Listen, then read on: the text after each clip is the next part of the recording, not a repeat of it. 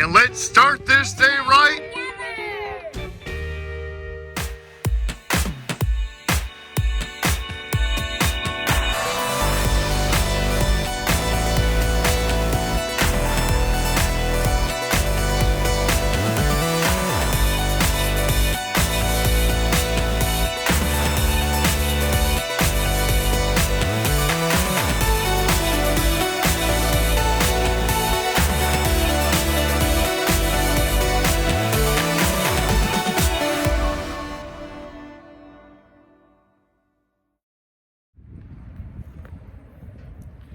I'm back here again with my friends at Roots and Wings Farm, and we're going to continue talking about Psalm 23.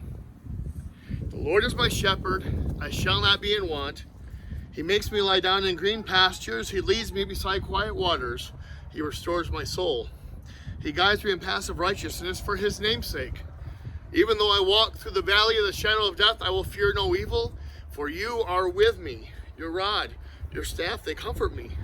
You prepare a table before me in the presence of my enemies. You anoint my head with oil. My cup overflows. Surely goodness and love will follow me all the days of my life, and I will dwell in the house of the Lord forever. Well, yesterday we talked about the first couple of verses. We talked about how God, He takes care of our needs, not everything we want, because everything we want is not good for us, but He will give us all good things when we seek it. We talked about the fact that He cares enough for us, just like any other good parent, that He will make us lie down when it's time, when we need rest in Him. We also talked about how He brings us beside those calming waters, and He guides us in paths of righteousness for His name's sake. He helps us to keep from going to the left and to the right, but following straight on. Well, today we're going to talk about the next piece of that, and this is the part that I think a lot of people get hung up on, and the reason why they don't appreciate this prayer as much as they should, because it makes them think about their own mortality. But he goes on to say, even though I walk through the valley of the shadow of death. That's one of the paths of righteousness that He's taking us on. You know, right through the shadow of the valley of death. Now, there were times when shepherds would have to lead sheep through dark valleys, and they were scary because there were often predators. And so they would be afraid to go, but He knew that where they were, there was no more food, and so He was trying to take them to a good, green, grassy land. And so He would take them through this dark valley simply because He knew that was what was needed for them, but He would also bring His rod and His staff, and He would protect them. You see, a rod and a staff, they had different uses. Okay, a rod was for protection, and a staff was for guiding them. And so whenever an animal would come up against them, that's when the rod would come out, and He would beat them off. And then when they would go astray, that's when He would use the staff and He would bring them in. You know, there's some talk of shepherds out in the mountains that they would have sheep in their flocks that would get down into a crevice on the mountain, and they would have to stop the entire flock, and they would have to wait until it was time for them to be able to reach down and get them, and often that was 2 to 3 days later when they were fully exhausted.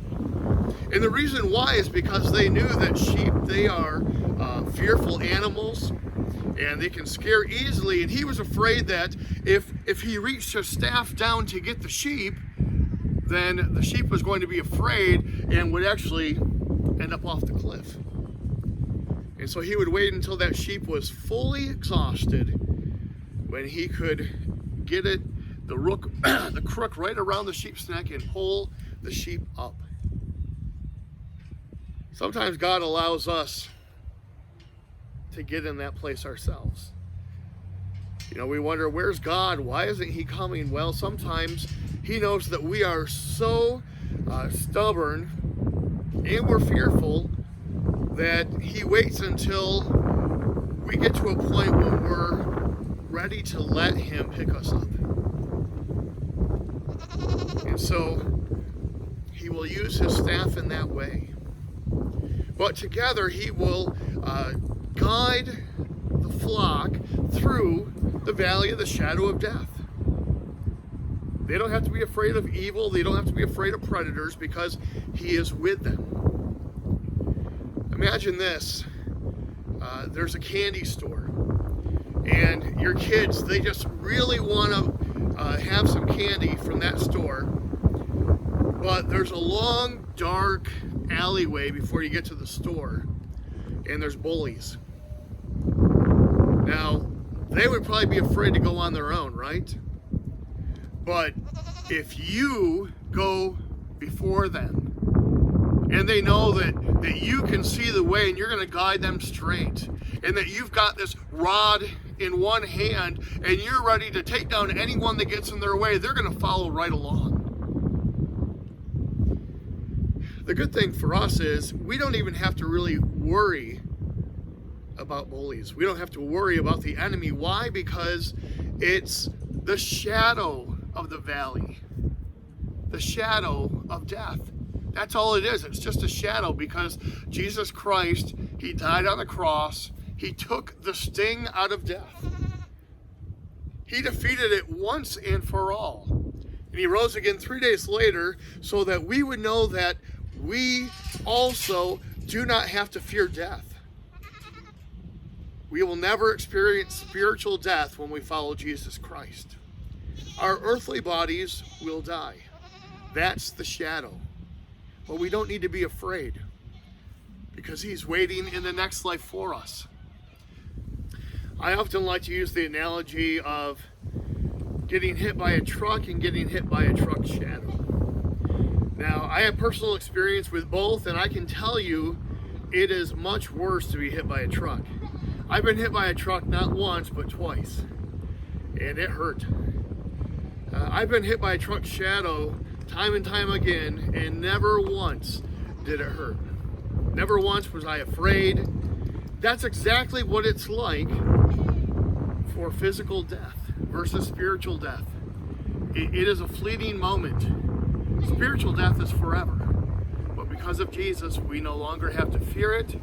Not only do we no longer have to fear death, we no longer have to fear life. We can live every day without worry or anxiety.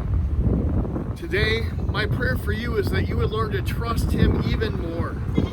Trust that he has his rod and his staff, that he will protect you, that he will guide you, and that he will lead you through whatever dark valley you might be experiencing right now.